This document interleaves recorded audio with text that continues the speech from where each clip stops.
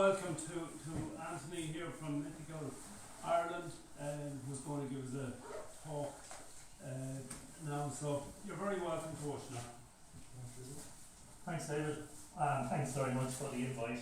It's a great pleasure to be here again.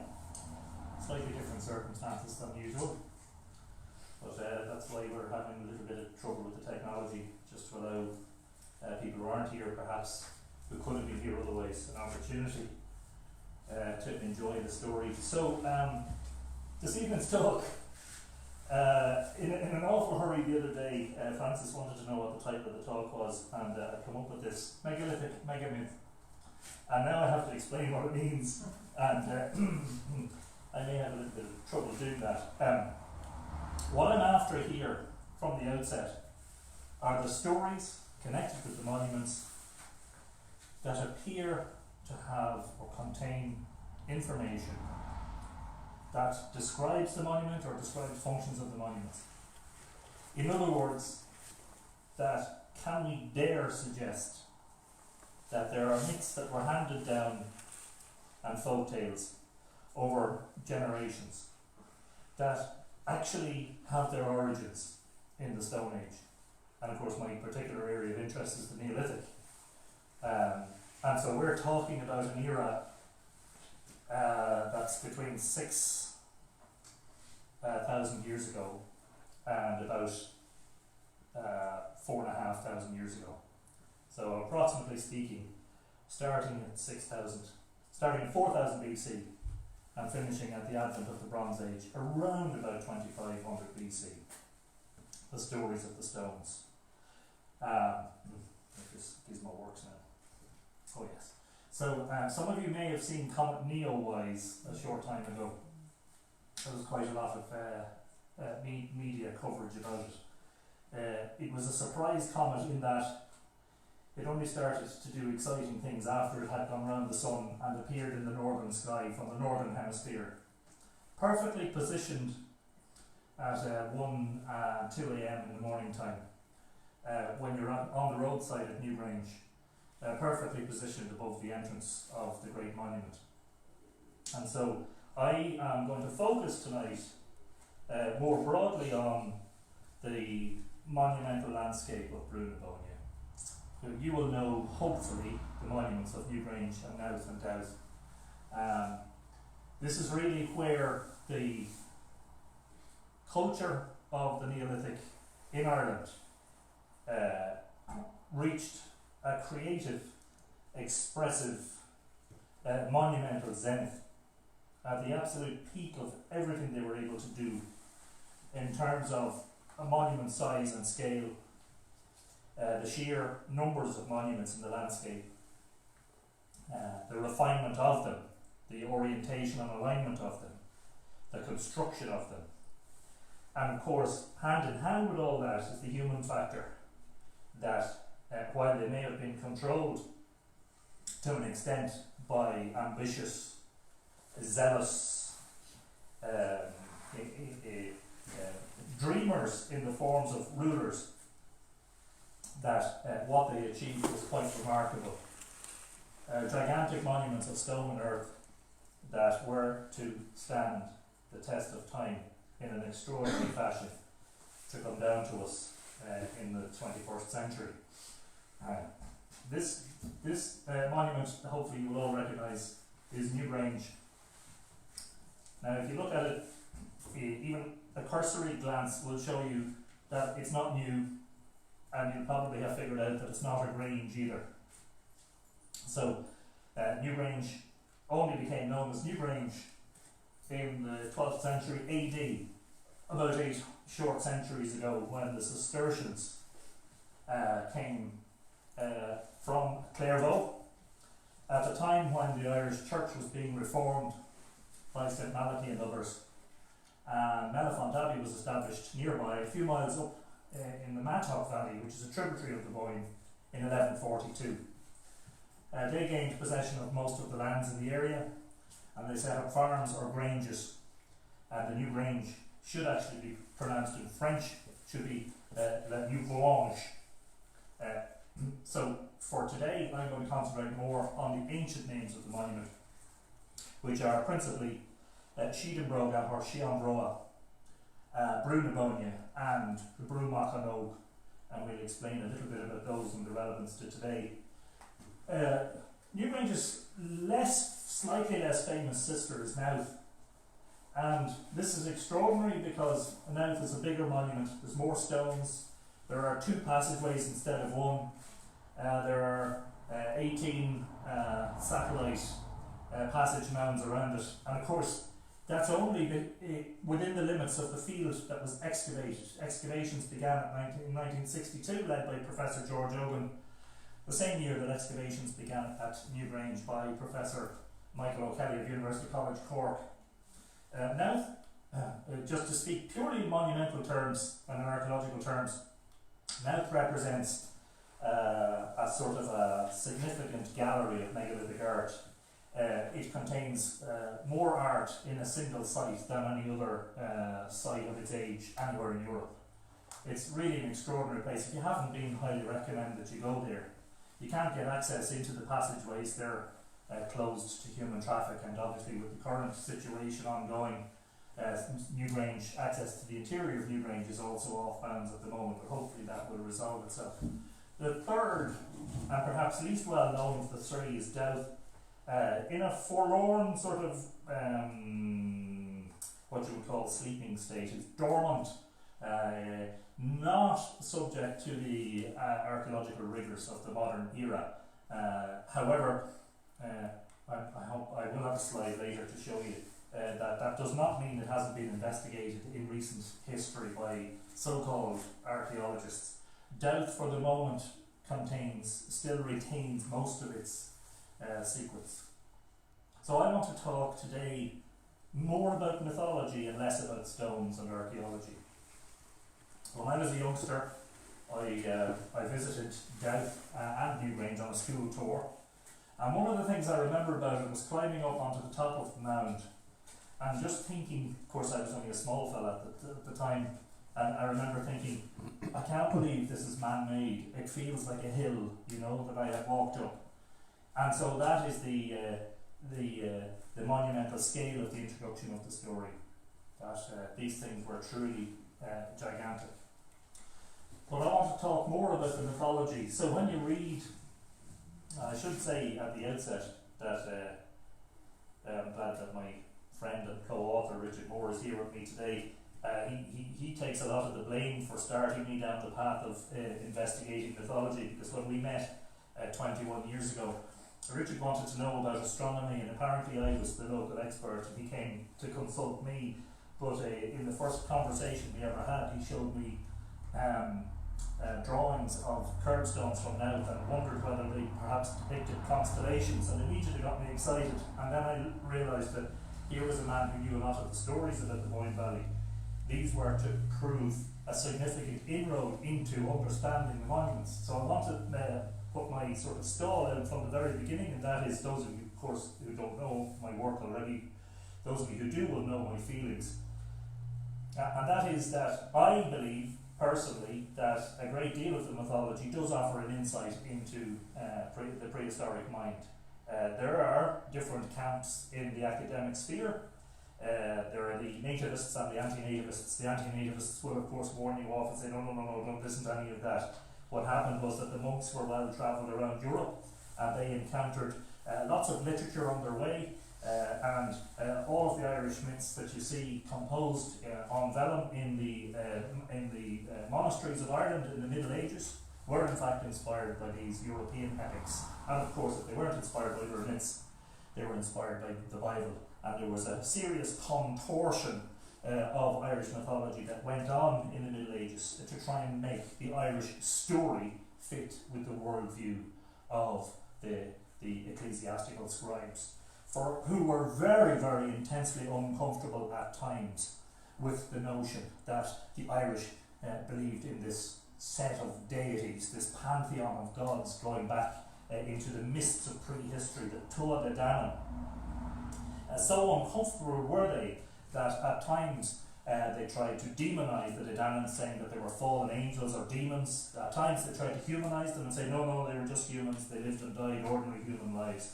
And eventually I think they realised that the very best thing they could do was not to talk about them at all, and hopefully they would go away. And so, if you consult the archaeological maps of Boyne, you'll see Newgrange and Nowth and Dowth. But you'll see a scattering of other monuments and features. This scattering of other monuments and features has developed in size very rapidly in the past couple of decades, thanks to modern archaeological techniques, which we'll talk a little about.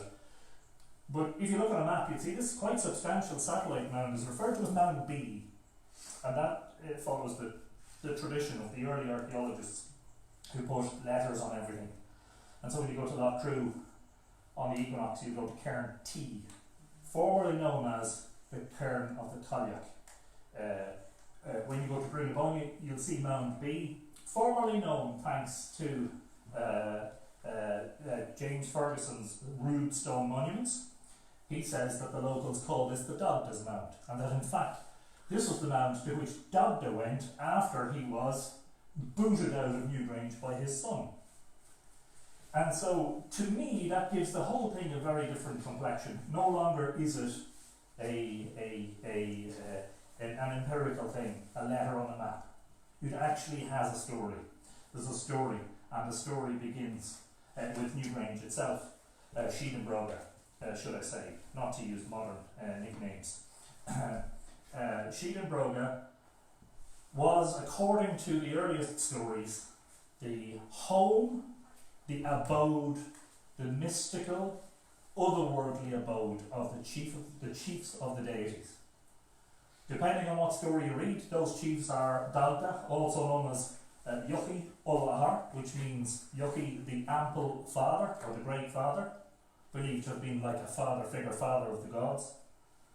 You'll also find Manannán Mac Lir in there, as a substitute for Dagda. My apologies. You will find Angus, Angus Og, who is the miraculous son of the Dagda, conceived in the most fantastic fashion, almost like a story straight out of the Bible. And you'll also find Eltmar, or his proper pronunciation, Eltmar, if you put the lenition on the M. These are the chief characters associated with this monument in the early myths which can be found in these medieval manuscripts. The stories are the Goal in Shida, a short story about how exactly it was that Dagda, the great ample father of the gods, yielded this great monument to his son. It was through an act of trickery. Angus came along to him one day and said, "Dad, you've built all these monuments," because of course in the tales the monuments were built by the gods for the gods, and so everybody had their home. But Dagda had apparently omitted his own son, Angus, and Angus came along to Dagda and said, "Dad, you bloody well forgot about me, what are you going to do about it?" And he said, "I have a suggestion for you. Why don't you let me borrow the Boinne for a night and a day?" And Dagda said, "I'll do that, son," obviously feeling bad. Sudden compassionate urge wrought by guilty feelings, having left his son out of the whole thing. So Angus goes into Newgrange, and the next day Dagda comes back and says, "Right, you can leave now." And Angus says, all of time is, well, actually the specific quote is that it is in nights and days that the world passes, therefore you have granted me Sheedenbroga for eternity. If he was my son, I'd just have it out. Dagda apparently agrees to this verbal ambiguity, this trickery, and allows Angus to stay. And thus Angus becomes the owner of Newgrange. And the funny thing is, even down to the modern era, that folklore, that story survives in folklore. Because even in the 20th century, locals are recorded as saying that this is the palace of Angus. Angus takes it over. It is no longer known as the Sheedenbroga, it is known as Sheed Mac An Og, the she of the young son, because of the miraculous nature, as I said. Eltmar, who in some of the other stories was the owner of Newgrange, his wife was Boinne, and Dagda basically fancied Boinne and sent Eltmar away on an errand, and cast a magic spell on him to dilate time. Alkmaar would think that he was only away for a single day, but in fact he would be away for 9 months, just long enough for you know what to happen. Dagda slips into bed with Boinne. Suddenly there's a child, and before Alkmaar comes back at the end of his day, but it's actually 9 months in reality, they whisk the child off to secrecy to be fostered by Meager of Relay, which is in County Longford near Argyll. And so Alkmaar returns and doesn't sense that there's anything wrong. Fascinatingly, in this sort of set of stories about Sheedenbrug or Sheehanbru, we see reference to the idea that it is a calendrical monument. It has this opening above the doorway, the famous roof box, through which the sun shines on the shortest day of the year, the shortest days of the year. Now, I'm not going to get into any controversy, but it has been claimed that this is a 50-year-old reconstruction. There's the lintel of the roof box in position before the excavations. It was there, it wasn't put there magically, it was there. These are children at play at Newgrange before the excavations began. This was taken sometime in the 1950s. And the white quartz, which is so dominant now, was almost completely obscured beneath what the archaeologists call the cairn slip. Was all the material that slipped out at some point in the distant past, they reckon, within 5 centuries of the construction of the monument, and covered all the curbstones and covered the entrance, and so it just took on the appearance of a wild mound, and nobody knew that there were stones there or decoration on it, and nobody knew that there was an entrance there. And the funny thing is that the stories that came down through the generations spoke about things that the archaeologist was later to find out. One of which was a significant layer of white quartz, which was at the bottom of this cairn slip material, which has been re-erected onto the side of the monument. The tri-spiral, if you ask somebody,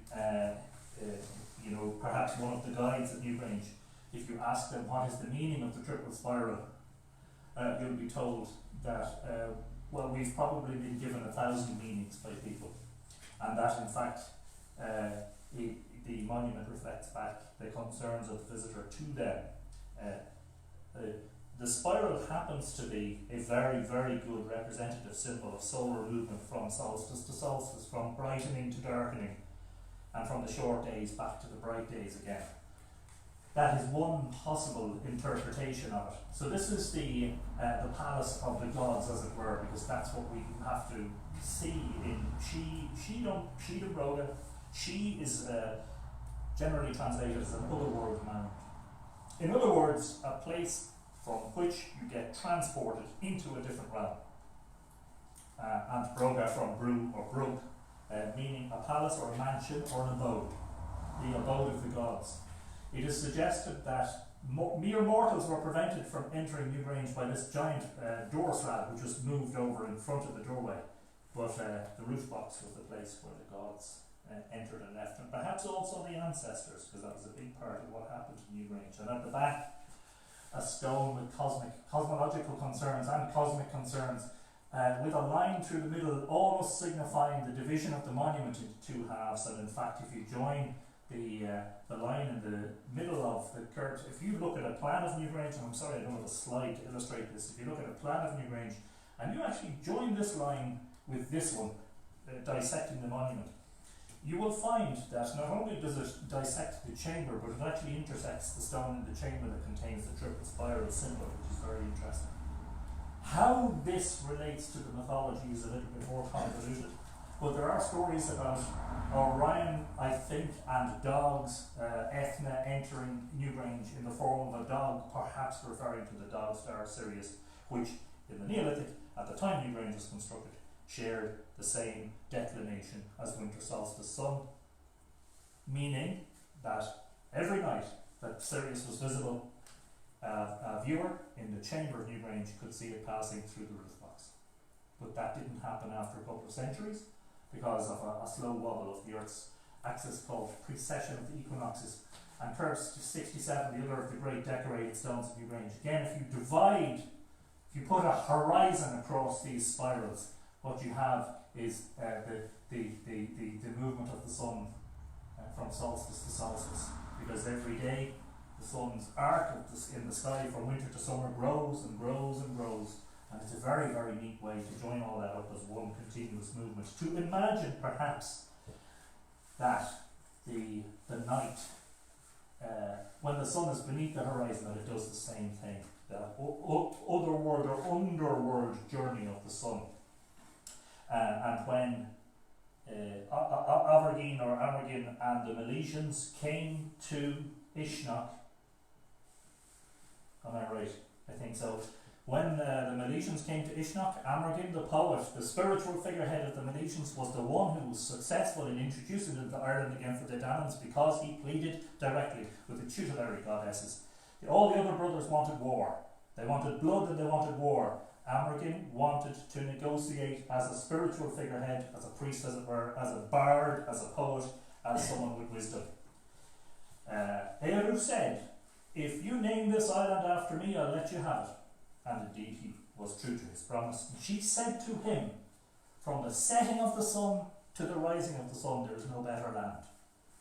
Interesting, because that would refer to Ireland at night. And there perhaps is contained yet again in mythological language a cosmological concern. So what happens at Newgrange, the moment on winter solstice, when the first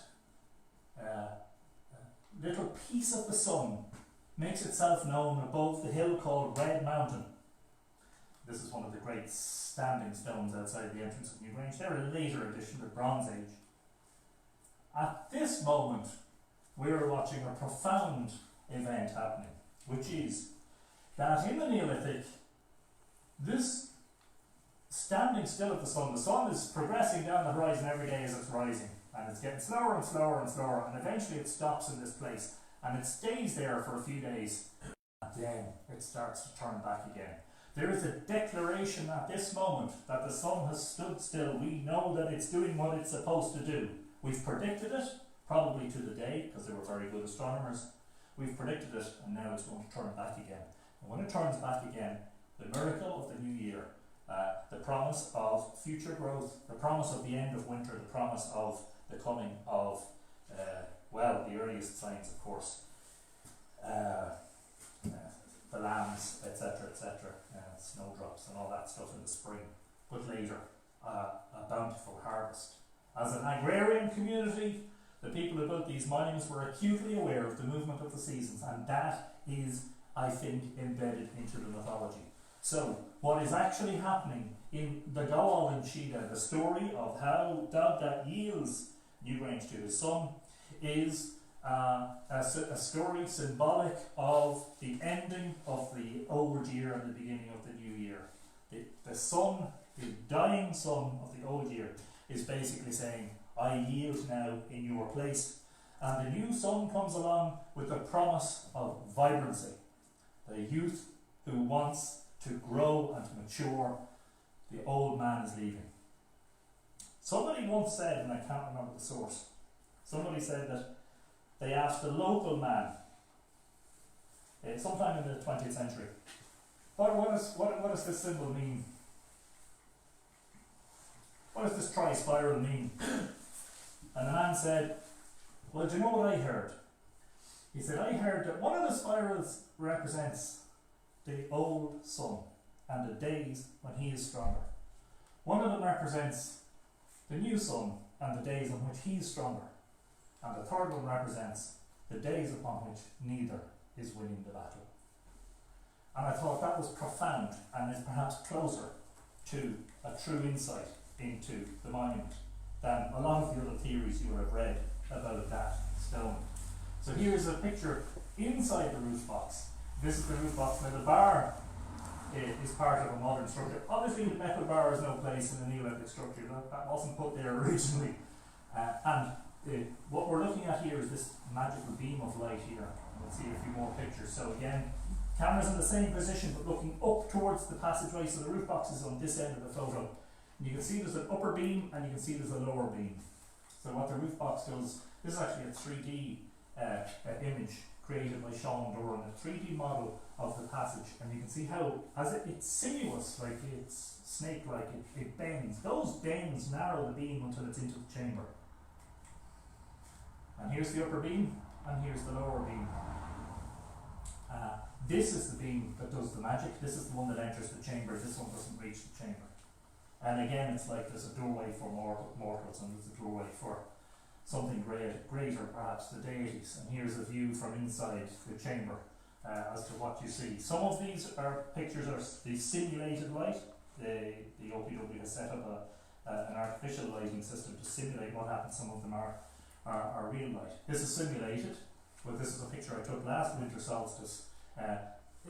The story told to the archaeologists, and before the archaeologists ever arrived at Sheehan Road, was that on a certain day of the year, an unspecified day, but I think it was originally suggested it was summer solstice, the sun shines into the chamber of Newgrange and illuminates the tri-spiral symbol in there. Now, we now know that that couldn't have happened. This position of this spiral, it cannot be directly lit.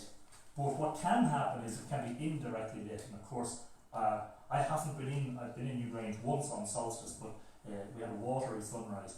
But on the days where you get a brilliant sunrise, the place is flooded with light, and this symbol is easily seen. So there's the watery sunrise that I spoke about, 2010. That's 10 years ago. This December was when I was in there. That is a ground shot of the simulation. Just trying to build a picture of atmosphere. This is a picture taken shortly after the solstice light has left on winter solstice, showing you just how bright the natural light is actually in there at that time of the year. Newgrange is a cold and dark interior, except for these magical days on the solstices when the beam comes in and does its thing and creates a sort of a sense of an aura of expectation initially in the darkness, but then a sensation of awe. You know, you really feel that you've been transported somewhere. I often wondered, was it possible that the people who witnessed this would have been few, of course, a very, very, very small portion of the community. This monument is not designed for crowds. In fact, if you put all of us into Newgrange, there's about maybe 12 or 15 of us here. That's just about as comfortable as it gets. I've been in there with groups of 25 and even bigger, and at that point you're pushed up against each other and trying to keep your private space and not touching off people. It gets uncomfortable. But the gigantic monument, somebody trying to get a picture with their phone, a gigantic monument as the sunlight retreats back down the passage, having illuminated the chamber. And there you go, you get a good sense of it. So whatever went on 5,200 years ago when this thing was initially in use, most of the people who participated in whatever ceremonies took place there were outside. There's a very, very, very select few who went inside. This now makes sense in light of the recent finding by Dr. Lara Cassidy and her colleagues that a male found interred in sort of over to the right hand recess as you're coming in, the larger recesses, just outside that, on the floor area in the 1960s, Professor O'Kelly extracted a part of a skull, or parts of a male skull, which was recently carbon dated and DNA tested, and they extracted the genome from it. Revealed something very, very interesting. The sample is referred to as NG10, which is Newgrange sample 10, and the result of the paper was that, or the results of the investigation by Cassidy and colleagues, showed that this gentleman was the product of a first degree incestuous union. In English, that means his parents were either brother and sister, or father and daughter, or mother and son. The authors of the paper point out that the only instances of this in history are where you get ruling family dynastic leaders who assume almost a sort of a deified presence, or a deified they are deified by the community. they are considered to be either semi-divine or divine states. And so one wonders, when one considers these things, if perhaps the characters of the myths are all often considered deities, were in fact at one time human, but over the course of time were deified. And it is really fascinating because now this makes sense. All of a sudden, our images, because we like to create this sort of happy image, don't we? We like to romanticise about the past. And I've met enough people at Newgrange over the years, and I can tell you that there is a romantic notion that Newgrange represents something that emanates from a time when people lived at one with the earth and one with each other. But us humans, we haven't changed all that much in 5,000 years, as I hope to demonstrate towards the end of the talk. We haven't changed all that much. So, if you picture a small chamber inside a gigantic monument that clearly hundreds of people devoted labour and time and effort to building, then all of this about dynasties and ruling families suddenly makes sense. You can't make sense of it otherwise, because everybody's outside, only the select few are inside. Who are the select few? Why are they there? How are they able to commandeer the labour force used to construct this? And the answers to that may lie in the myths. I'm throwing in the other objects that are visible from the chamber: Sirius the dog star, which I mentioned, and also Venus the morning star, mentioned by Joseph Campbell in the 1950s before the excavation. That he was told a story, I think he was on a visit to Ireland, when he was told a story that once in 8 years the morning star casts a beam of light into the chamber of Newgrange and lights up a stone there with two warm sockets on it, which is a basin stone. As it transpires, that is extremely accurate from an astronomical viewpoint, because Venus follows an 8-year cycle. 5 synodic periods of Venus. You'll know that Venus is I hope you'll know sometimes you see Venus in the west. We saw it in the springtime as a very high object in the west. Those of you who are up early in the morning these days will see it very high in the east. So sometimes it's an evening star, sometimes it's a morning star. So each pair is a synodic, and 5 of those is 8 years. So Venus follows the same pattern over and over again, but only once in 8 years does it have the declination required for it to be seen inside the chamber of Newgrange. And the moon, which we're not going to devote much time to today, because I'm conscious of the fact that in my excitement I've already done half an hour and I'm only about a fifth of the way through the slides, so I must move quicker. I'm very, very glad to say that my first book, which is Island of the Setting Sun, In Search of Ireland's Ancient Astronomers, written with Richard, is finally being reprinted and will be available in a few weeks' time. There's a lot of information in there, particularly pertaining to the moon. You'll just see the full moon here. So the full moon is always opposite the sun, and so this is a midwinter shot. So the midwinter, and you can see one of the OPW guys getting ready for the solstice thing here, and the moon almost directly behind the monument. Of course, it sways from its path, so it's a little bit more complex than that. The other myths of Newgrange worth mentioning, the Alt from Chia Galvetter, which is the fosterage of the house of 2 drinking vessels. And in that, Manannán is the one who is urging Angus to depose Elkmar from Newgrange. In Tuchmark Etain, the wound of Etain, it is Dagda who urges Angus, his son, to evict Elkmar. Elkmar is evicted and goes off to a place called Cletchuk, and Cletchuk is at Rossnaree, which is very difficult to make it out in this picture because of the mist, is in this area on the southern side of the Boyne. And one of the important things about Elkmar is that he is always able to watch the boys playing in the playing fields, and that's important. And we'll get to that. I'm just making sure I haven't left any of the myths out, the most important ones. And of course the Dinshanachus, the lore of the eminent places in which we find references that appear to describe the winter solstice illumination of Newgrange.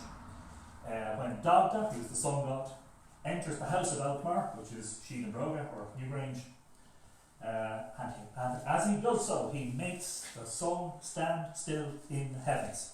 What is that? That is the solstice, because solstice means standing still. The sun's rising position and its setting position on the horizon are stationary for several days. He has made the sun stand still. He has made it stop moving any further south, because if it did, it would keep going until it disappeared, and we all plunged into darkness, which is the one thing that people seem to fear the most. And of course, we fear it today, and why not?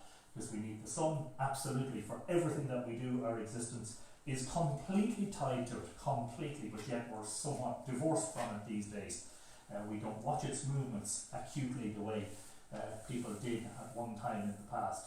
All of these myths, I feel, offer us an insight into the monument. The dilation of time, as John Carey, the medieval scholar, says, is something that is only found in the mythology of the Boinne monuments. It is a concern in the stories to do with the control of time, as if the deities themselves are controlling it. Nowth is fascinating because in the Dinshanachus of Nowth is referred to. There are two stories as to where Nowth gets its name from. So again, I'm concentrating less on the archaeology and a little bit more on the mythology. The first is that is Cnoc Boinne, the hill of Boyne, a wife of Lu, again another of the great deities of the Didanids, and that in fact it was built over her, it was her burial place. So in other words, first and foremost, the myth agrees with the archaeologists that it is a tomb, it is a place of burial. But all of the time, everywhere you go, you find sites that are important to feminine deities, female deities, the female agency, which seems to be very important. The other story is that Englec, a daughter of Elkmar of Newgrange fame,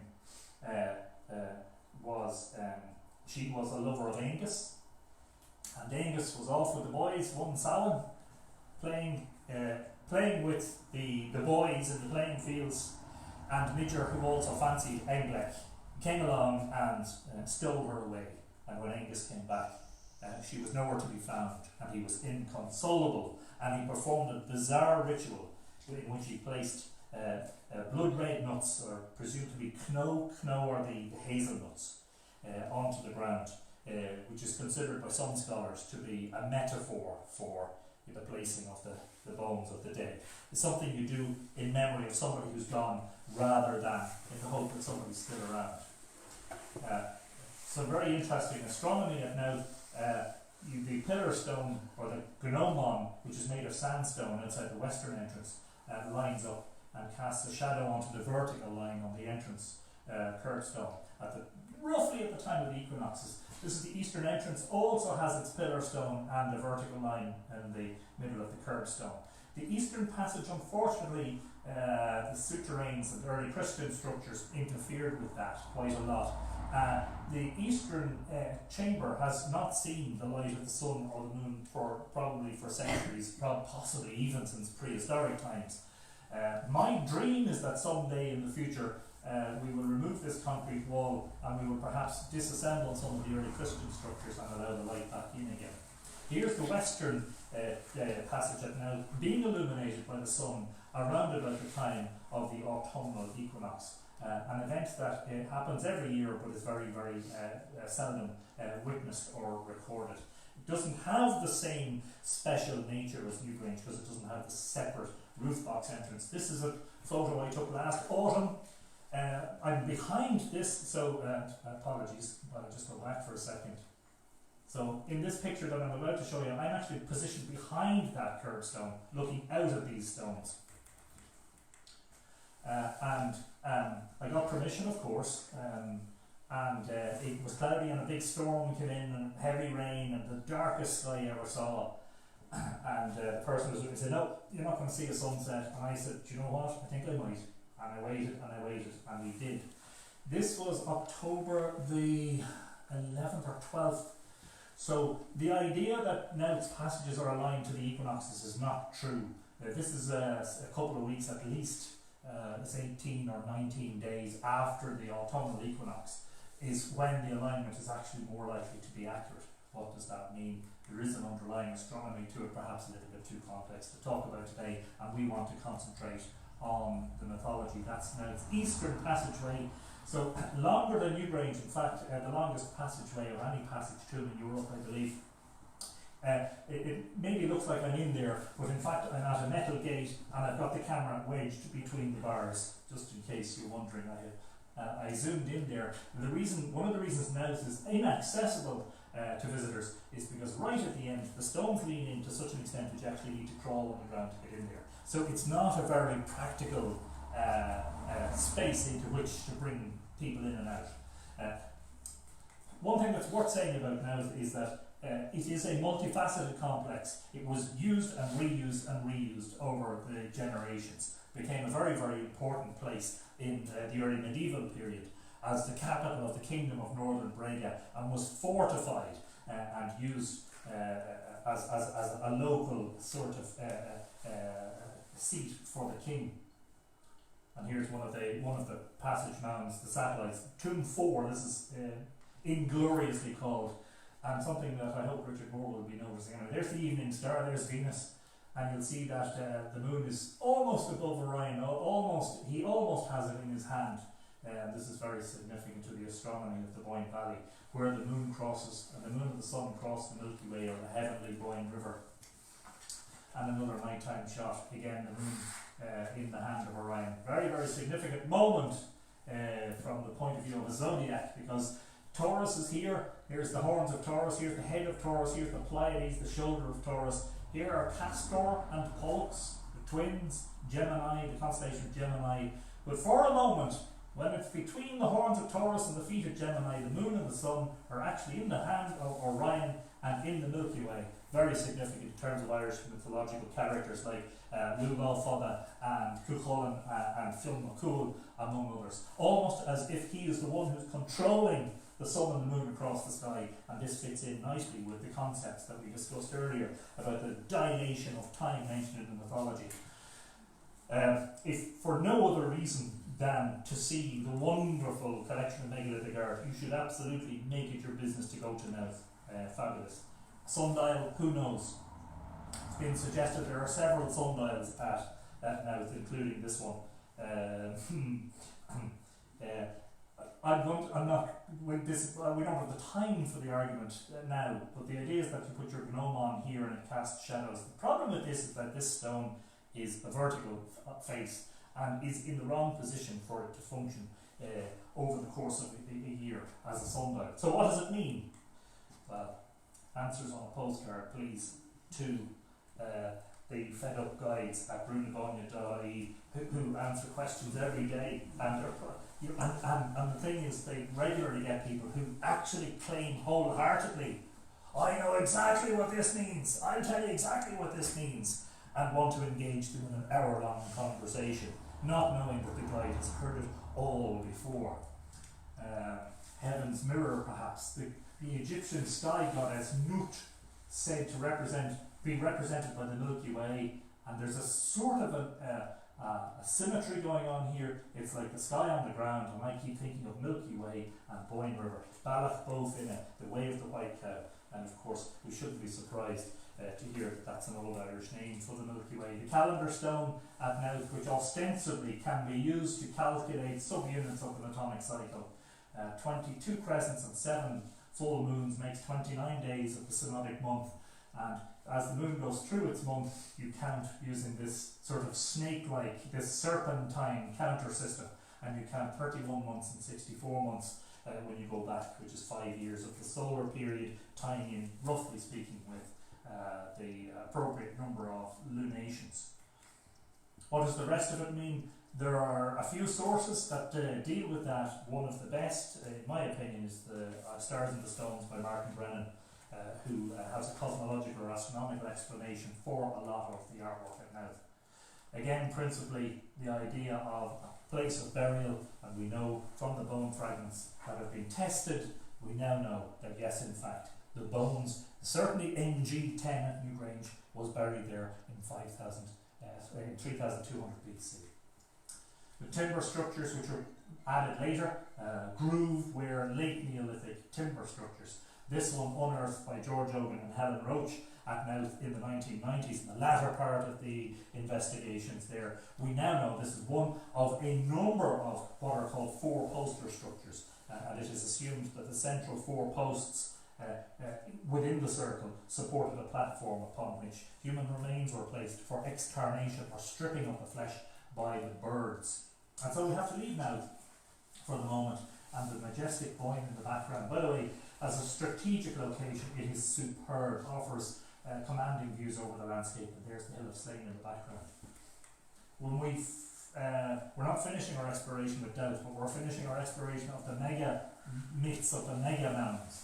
The third, but actually the first of the monuments, because it has long been thought that Dowth was the first built in the sequence. The reason there's a giant crater in the top is because of a botched excavation in the 1840s, in fact at the time of the Great Famine, when R.H. Frith of the Royal Irish Academy and his colleagues raised a special subscription and petitioned the landowner, Lord Netterville, who had a tea house on the top of the mound, if they could dig there, and spent a lot of money looking for treasure, which they never found, thankfully. They spent 2 seasons digging. They made a bloody mess at the top of the mound, and then they went away empty-handed, and thankfully they did give up. Some of Dowth's stones, it is said, ended up as foundation material for the nearby road. Thankfully, most of it has been saved for us. The mythology of Dowth is first of all about darkness, and again about the dilation of time or the control of time, and secondly is about incest. Fascinating. And so I like to go there in the winter time and walk along with a torch, just because you get different views of it. It doesn't look the same as the other monuments. It doesn't look the same as Newgrange and Nowth because it doesn't have a manicured, tidy look about it. It has a very wild look about it, almost as if it is saying to us, I am the one who has yet to reveal my secrets, but some of the secrets are there to be told in the mythology. But before we get on to that, every winter solstice in the afternoon, the setting sun shines into the chamber of Dowth. It's a short passageway and a circular chamber. Doesn't have far to travel in comparison to Newgrange. This is what it looks like from the inside on the ground. And you can see it's a very wide beam, and it lights up the bottom of one of the stones in the chamber. So there's this winter solstice concern with Dowth, which is interesting in itself, because the mythology of Dowth and the Dinshanicus, if I could summarise it, is that the king of Ireland, whose name was Bresal Bodibad, Bresal, who was lacking in cattle, reigned at a time when there was a disease on the cattle of Ireland. There was only 1 bull and 7 cows left in Ireland. And what did he do when there was a shortage of cattle, and obviously there was a shortage of food? Being the megalomaniac that he was, he decided to bring all the men of Ireland to this place to build him a tower or a cairn from which you could pass to heaven. And in this Dinshanicus passage we hear reference to the Tower of Nimrod, that it would be alike to the Tower of Nimrod, and that has led some scholars to suggest, well, this is clearly medieval myth inspired by the biblical Tower of Babylon. In fact, all that has happened is that there's been an incursion on the part of the scribe who's added their own tasteful comparison to the story to try and make it a little bit more biblically or more acceptable to perhaps his superiors. I have to apologise for the sexism inherent in the myth when it says that he brought all the men of Ireland. It doesn't mention the women and what they were doing. Well, I can only imagine something far more important than a megalomaniac task to try and build one monument for a man. Fascinatingly, the spell that is cast, there's a spell cast on the sun by the king's sister to make the sun stand still in the sky. Same sort of idea as the myth in the Dinshanicus about Newgrange. The sun stands still is the summer solstice in this case. I know Dowth has a winter solstice alignment. The summer solstice, because the men asked if they could have endless day in which to complete the task, and Bresal said, no problem, my sister will make the sun stand still, you will have endless day. At the standstill on June 21st, for several weeks before and after, what happens is that the sun does not dip far enough below the horizon for astronomical twilight to end. The result is that you get an endless twilight, you get enough light to see what you're doing. And if you're involved in an ongoing 24-hour, 24/7 construction project, Clearly, Bressel was on a schedule. One might ask whether he had completed an environmental impact statement with his planning application to the early version of Meath County Council. Undoubtedly he hadn't done, because he seemed to have been in an awful rush. But what happens then, and this ties in beautifully with the story of our friend NG10 at Newgrange, is that lust seizes the king and he goes unto his sister and they commit incest. As a result of this incestuous union, the spell is broken and darkness falls upon the place. The men of Erin say, well, we were promised endless day for the task, and since night has come on and day has gone, we are abandoning this task, and forevermore this place shall be known as Dua, which is Dowth's Irish name, and that means darkness or the act of darkening. And in my book, that is representative of an eclipse, the merging of male and female, male sun, female moon, bringing a total darkness that breaks the spell, and suddenly everybody wants to go home, and thereafter its name shall be Dowth. But the incest is there in the mythology, and it's there in two other instances directly pertaining to Newgrange. It is in, this was not mentioned in the paper produced about NG10 and his relationships with others, including, by the way, distant relationships with the people who were found interred in the monuments of Sligo generations previously. What wasn't mentioned was that in the story of the miraculous conception and birth of Cuchulainn or Satanta, that Dectana, who comes to Newgrange from Owamacha, from Armagh, chasing swans. There's a convoluted tale there, but in one version of the tale, she has become magically pregnant, and it is assumed by the Uli or the Ulstermen that in fact she has been impregnated by her, it depends on which version you read, Concobar or Conrad Nessa, either her father or her brother. And she is embarrassed to the point that when she lies down in her bed, she lies in such a way as to crush the child within her. And later she mates with her mortal husband, who is Sultan, and that's how the tale progresses. The other story pertaining to incest is in Tuchmark Etain, and Tuchmark Etain is a three-part story, all relating to Midger's love for this otherworldly lady, Etain, and he tricks the king of Tara, Yuki Aran, into picking out Etain from among 50 women, and he thinks he's picked out Etain, but in fact he later finds out the lady he had picked out was his own daughter, and that he had continued to live a marital life with this lady and didn't realise until afterwards that he had been living in an incestuous situation. So there are actually three myths pertaining to the Boyne Valley monuments and incest.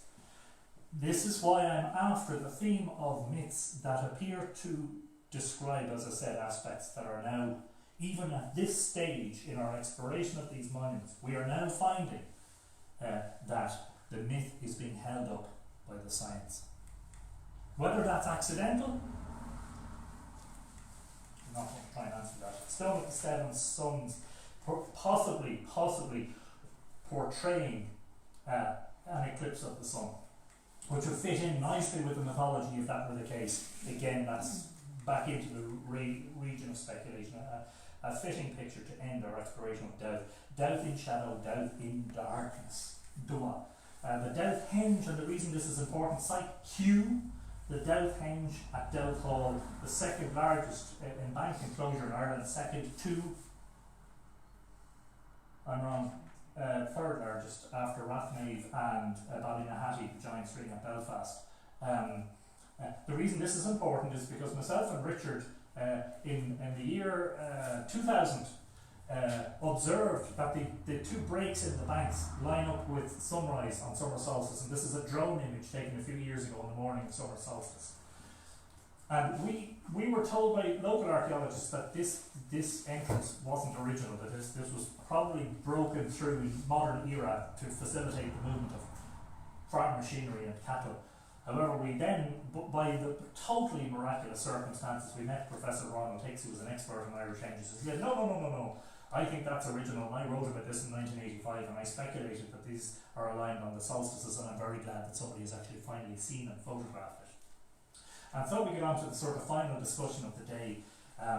The fields in the Boyne area, what people tend to forget, and it's easy enough to forget, is that they're not state owned. Only the field containing Dowth and the field containing Newgrange and the field containing Dowth are state owned.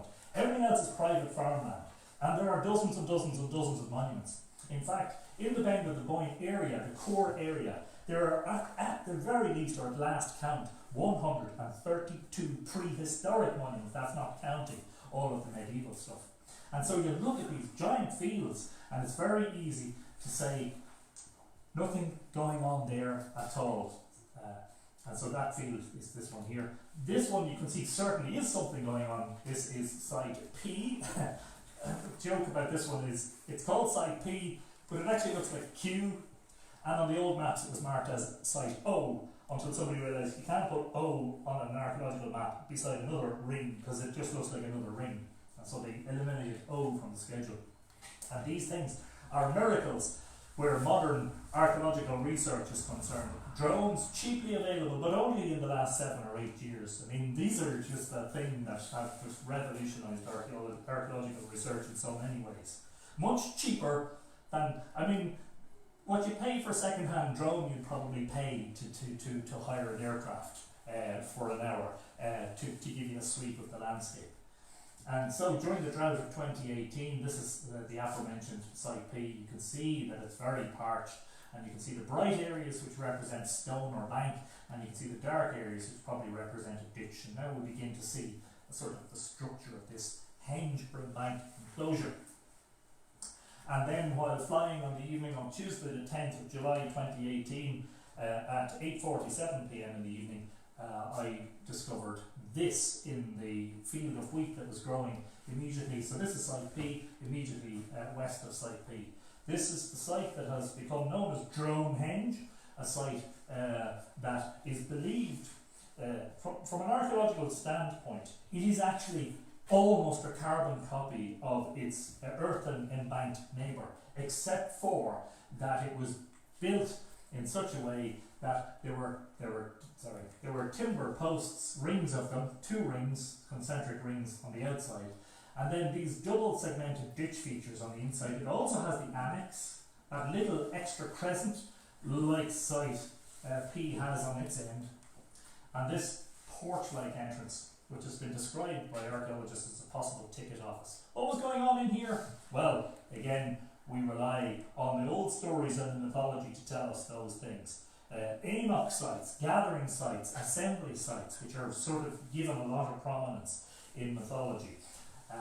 You will know, hopefully, about Teltown, Tolju, Enoch Toljan, the place where the Irish version of the Olympic Games was instituted by Lugh in honour of his foster mother, Tolju. And another very famous Enoch site was Enoch Carmum, and then there was Enoch Crochan in the west, Crochany or Rathcrohan. This site had no surface imprint whatsoever. You could walk that field 365 days a year and never know that there was a gigantic 154 metre or approximately 515 feet in diameter monument beneath your feet, because it just doesn't show up except for in these extreme drought conditions when it shows up as crop marks. I investigated the astronomical alignment of it, which I think is very interesting because it points roughly to where the Harvest Festival sun would be setting at the beginning of the Harvest Festival at Lunasa, which I think would be an important thing. If you were an agrarian society, if you were having your Olympic Games and big gatherings of people to celebrate the harvest, it makes sense that people will be using the Boyne river as the main mode of transport, park up your boat, come up onto the land, participate in monument construction, and then participate in the feasting, in the sports, in the games, in the political things, happenings of the moment. This is all assumed to be late Neolithic, so sometime in the time period of approximately 2900 BC to 2500 BC, sometime in that period. There's another henge here, LP2, and there are several more that have been discovered. There is a sort of a rough plan of what we could see. The reason I think that the post holes are not seen in this part is more to do with the drainage in the field than is to do with the fact that they may or may not have existed. Probably is, you're probably looking at a scenario where there were complete rings. And so you have a 3 in a row, LP2, Dronehenge and Site P, all along the Boyne. And so when you begin to think about the Neolithic complex of the great monuments, the mega mounds as we call them, and then you take into consideration the giant structures that were there in the late Neolithic, henges along the Boyne, this one discovered by Ken Williams, the Riverside Henge, bigger in diameter again, at site B1, this is Mound B, the Dogda's Mound, and another small one here. You begin to see a sort of a mega structure, a giant structure of monuments. There is in the top of this field an arc, and it can be traced through the other fields that represents, I hope I have a picture of it now. Oh yes, you'll see part of it here, which is assumed to be part of a much, much bigger monument, either a sort of a fence, they call it the Great Palisade, as in the Great Fence. And if it was a complete structure, it was nearly 1 kilometre in diameter. And each of these, you see, no there isn't really, sorry, but each of these, there's individual posts there. So you dug a hole in the ground that was 1 metre wide, and you dug a hole into the ground that was 1 metre or 2 metres deep, and you put timber posts into it. And all of these, I mean, there's just such a monumental effort required for that. You could only imagine that this happened with thousands of people involved, certainly not with dozens. This isn't a local project, this is definitely a regional or national or international project. You've got people arriving up the Boyne to help participate in this. The most important thing about all this, and I'm rushing because I'm conscious of the fact that I've been talking for an hour now. The most important thing from my point of view, in my investigation, which is ongoing of course, I did publish a book about Dronehenge last year, but this is ongoing, and I think that the discoveries of 2018 will give us material for study for decades to come. What does the mythology say? And we're back to one of the principal stories pertaining to Sheedenbrough, Newgrange and the complex. Tuchmart Etain, the wooing of Etain, or basically Midger's fancying of Etain, his pursuit of Etain. He loved her and he wanted her, and end of story. Dagda, the chief of the Tuatha Danann, encourages his son Angus Og to go to Cnoc Sheedenbroga at the festival of Samhain to take possession of it from its owner Eltmar. And the nature of this is that after Angus realises he's been down at, having been secreted away by his parents to hide him from Eltmar, so Eltmar didn't realise his wife was having an affair. Angus is a growing boy at Bree with Midger, and he's playing with the boys one day, and one of the lads says to him, "Ha ha, you don't know who your parents are." And he gets very upset, and in tears he comes to Midger and says, "Is this true?" Midger says, "Well, it's not true anymore, because I'm going to tell you who your parents are." He brings him to see the Dagda. Where do you think he might have brought him to see the Dagda? I'll give you a clue. It's not in Brune Bonia. The one over Dagda. No. He brought him to Uisneach. And Dagda told him, "Look, this is the story," tells him the story, and he says, I have land set aside for you. And he says, "Where is that land?" He says, "Well, it's at Sheedenbroga, but someone has it at the moment, Eltmar." And he encourages Angus to go and take Sheedenbroga.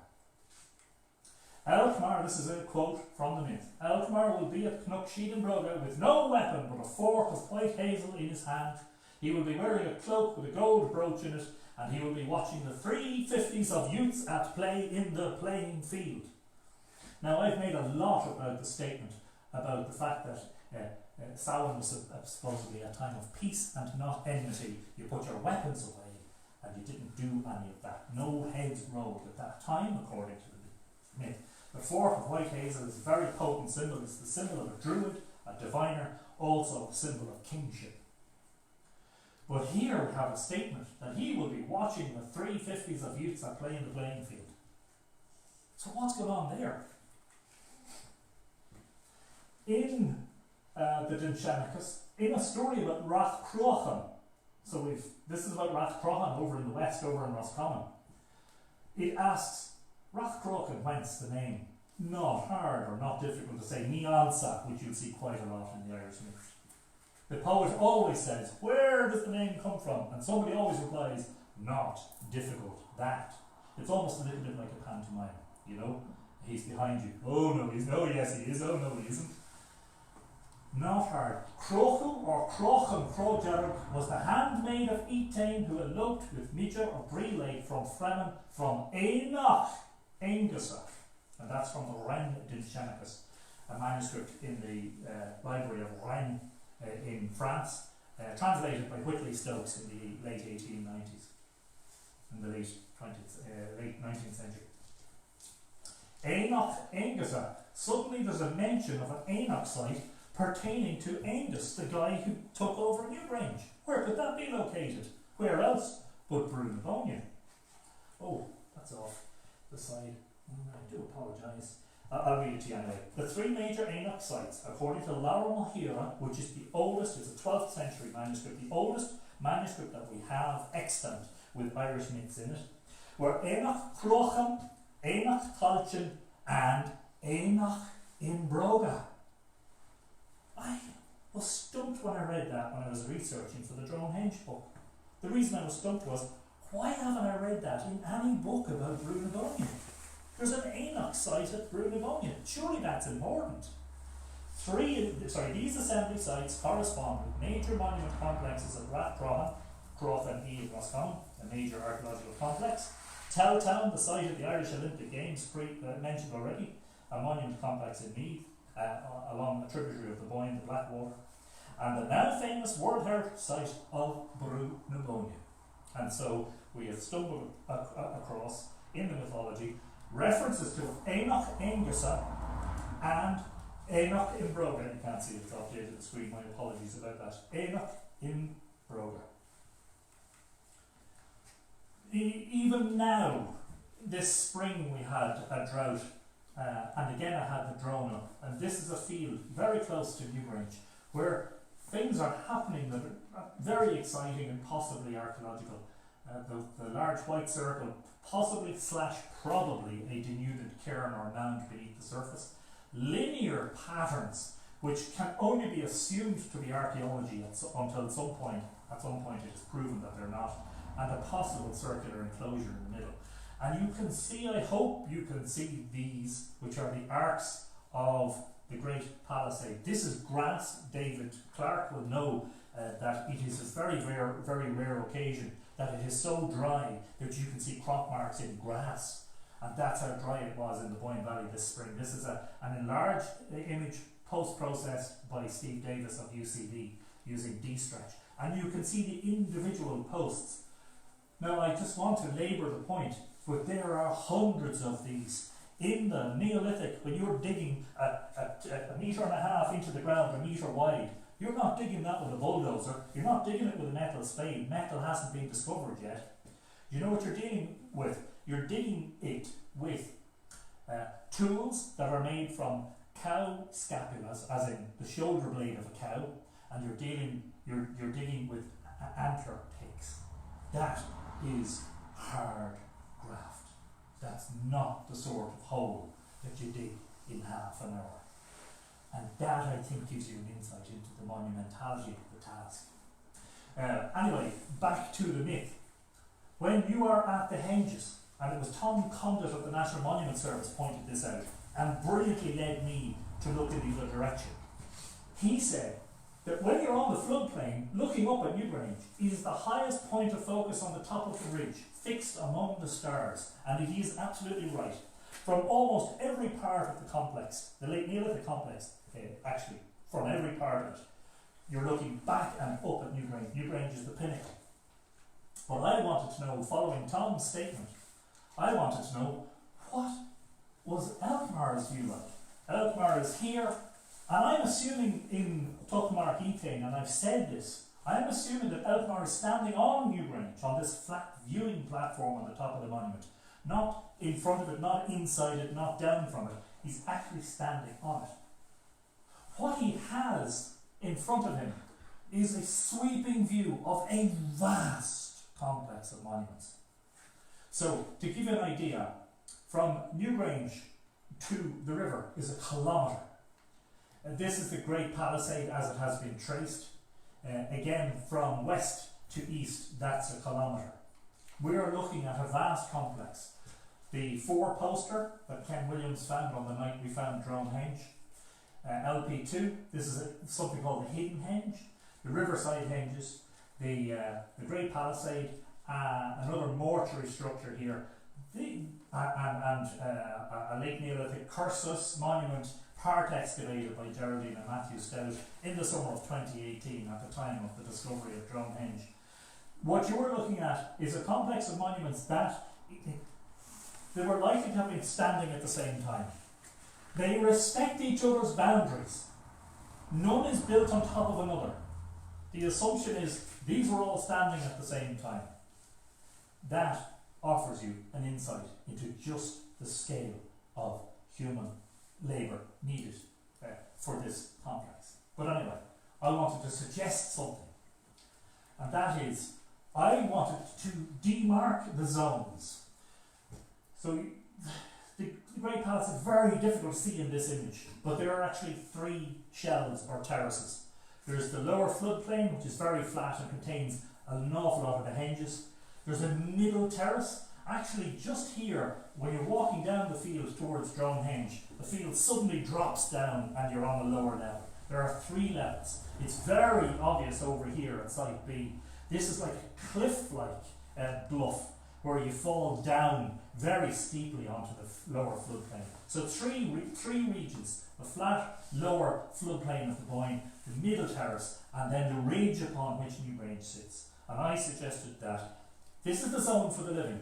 This is where you are participating in the great rituals, the assembly sites, the Éineach in Broga, the Éineach Éingasa, probably involving all sorts of sports and displays of strength and prowess, associated probably with drunken feasts.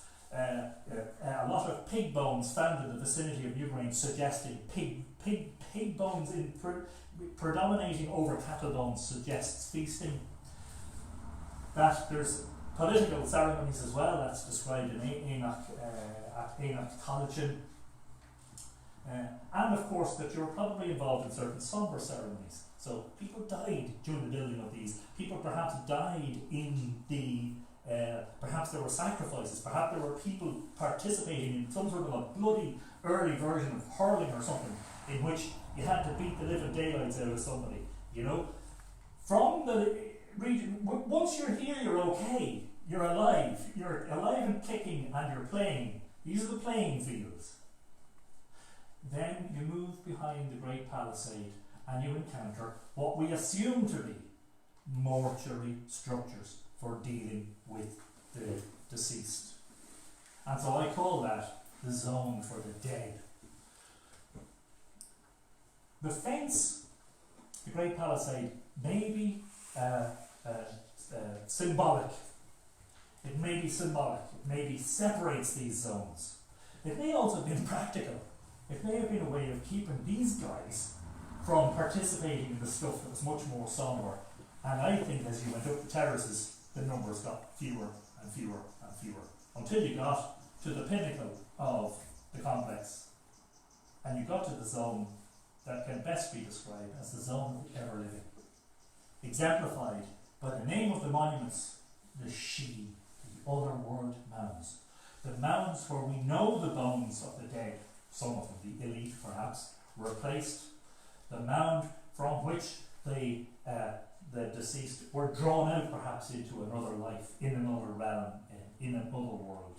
Who knows where that realm lay, perhaps among the stars, or out towards the sun, drawing them ever outwards. And so hundreds of people participating, thousands of people participating in the construction, in my view. And one of the difficulties with ascertaining proof for this is you see all of those henges. 1, 2, 3, 4, 5, 6, 7. There are at least 7. There's another possible one here that I have imaged this spring. And there may be another one in this region too, but I don't think so. I disagree on that one because it's behind the palisade. That's why I disagree. But none of those have been excavated. We know nothing about the true nature of those, and we will not know until we have excavation that says, yep, this is the files. So for the moment we are dealing in the realm of speculation. But Elkmar is standing at Newgrange and he's looking at the playing fields after he's deposed to Cletcha, which is over across the Ree, just off the screen there. He still has a view down into the playing fields, and that's mentioned in the myth, that after he goes to Cletcha, he can still see the boys at play in the playing fields. And so we leave our discussion with the actual stones themselves. And it is difficult sometimes. In this case, I was prostrate, lying flat on the stones of Newgrange, with my legs in the chamber and my head in the passageway, to try and get a picture of this artwork on the lower part of the stone, which most people never see because it's so low down. And it can be difficult to marry the two sometimes. When you think about the mythology and you think about the archaeology, it can be difficult to marry the two. But there is much in the myth that I think pertains to the function of the monuments, and I hope that I have demonstrated some of that today. So Elkmar is here, and all of those playing fields stretched out. He's such a terrific view of the complex, a commanding view. Is Elkmar NG10? Or Dagda perhaps, or Incest? Were they humans at one point, later deified? Did Elkmar actually stand there as a physical human being, later his bones placed in the chamber? Who can know? Except for at those times when you're standing in the Boyne Valley and the mist descends, you can imagine the Tuatha Dé Danann emerging from their otherworld palaces to whisper in your ear secrets of ages long past. And so if you want to find out more about all of this, the very best place to do so is on my website and blog, which is Mythical Ireland, mythicalireland.com. You can find me on Facebook and Flickr and all that. YouTube is a very good one, lots of video content as well. You can support the work of Mythical Ireland by becoming a patron, and that's at patreon.com/Mythical Ireland. I'd be very glad if you considered that. You get rewarded for being a patron, you don't just pay money for nothing. These are the books that have been published. This one, I'm glad to say, finally, having been out of print for years, second-hand copies fetching $1,000 and $2,000, is going to be is being printed in England at the moment and will be available shortly. Anyway, thanks very much for being a wonderful audience, and it's lovely to be back at Uisneach again.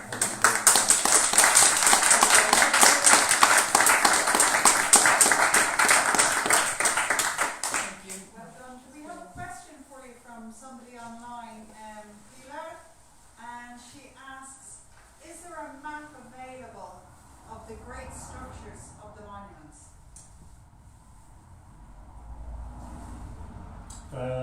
Late Neolithic stuff that was discovered in 2018 is available. There are maps of it, or pictographic maps, in the National Monuments Service interim report into those findings, which can be downloaded from the internet. Super, and you might maybe even pop in there and underneath Pilar's comment, you might even put that in just in case we're having issues with the microphone. I had a map of Boinne on my website, but I found that it needed such constant updating. I mean, it's literally changing by the month, and these sites are very complex to draw in Adobe Illustrator or whatever you happen to use, but that's what I use. So my own map is, it just requires a huge amount of time, and again puts me in awe of the fact that people actually build these structures, and all I have to do is draw them out, and I find it difficult. Cool. Have we any questions from the floor? Anything interesting? Anybody got any questions? Don't worry, the stick is away, you won't use the stick. And I haven't seen mine. No? Answer. You give David the floor. Yeah, just to say thank you to Anthony and to Simon who talked with us there today. It was very informative, and it's great to be able to do this at Uisneach, and to do it live through Facebook. What a wonder social media is and what we can do, and the great work Anthony is doing. It's unbelievable somebody can be discovering something new literally every day. So well done, Anthony, and thank you all very much, and thank everybody for joining us live over the last while. Thanks. Well done. Thanks.